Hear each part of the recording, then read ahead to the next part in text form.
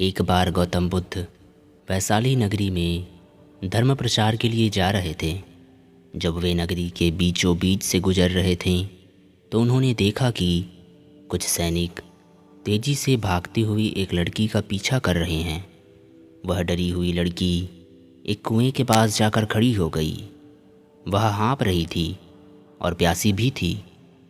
बुद्ध ने उस बालिका को अपने पास बुलाया और कहा कि वह उनके लिए कुएं से पानी निकाले, स्वयं भी पिए और उन्हें भी पिलाए।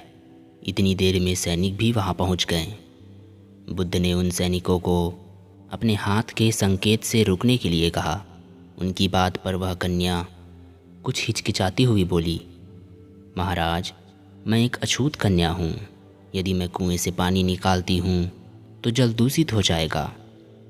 बुद्ध ने उससे फिर कहा, पुत्री, बहुत ज़ोरों की प्यास लगी है, पहले तुम पानी तो पिलाओ। इतने में सैनिकों के पीछे वैशाली के राजा भी वहां आ पहुँचे। उन्होंने बुद्ध को नमन किया, गुलाब और केवड़े से सुगंधित पानी पीने के लिए प्रस्तुत किया, लेकिन बुद्ध ने उसे लेने से इनकार कर दिया। बुद्ध ने एक बार फिर बालिका से अपनी बात दोहराई।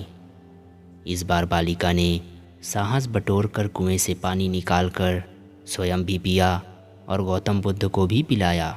पानी पीने के बाद बुद्ध ने बालिका से भय का कारण पूछा। कन्या ने बताया, मुझे संयोग से राजा के दरबार में गाने का अवसर मिला था। राजा ने मेरा गीत सुन अपने गले की माला मुझे पुरस्कार स्वरूप दी, लेकिन जब उन्हें किसी ने बताया कि मैं एक अछूत कन्या हूँ, यह जानते ही उन्होंने अपने सैनिकों को मुझे कैद खाने में डाल देने का आदेश दे दिया।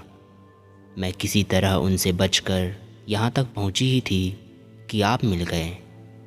इस पर बुद्ध ने कहा, सुनो राजन, मैं चाहता हूँ कि आप मेरी इस बात को हमेशा के लिए याद रखें कि किसी भी इंसान की पहचान उसके धर्म या जाति से नहीं, बल्कि उसके गुणों और कर्मों से होती है।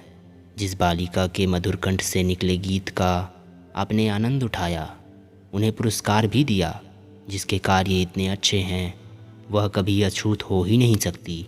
यहाँ पर नीची सोच और छोटे कार्य करके अछूत होने का परिचय तो आपने दिया है, इसलिए मेरी नज़रों में यह कन्या नहीं बल्कि आप अछूत हैं।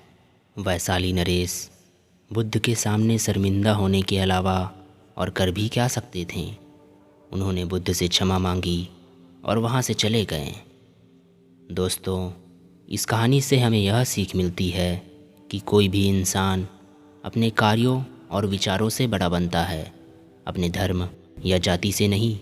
इसलिए अपने विचार ऊंचे रखिए और अच्छा कर्म करते रहिए।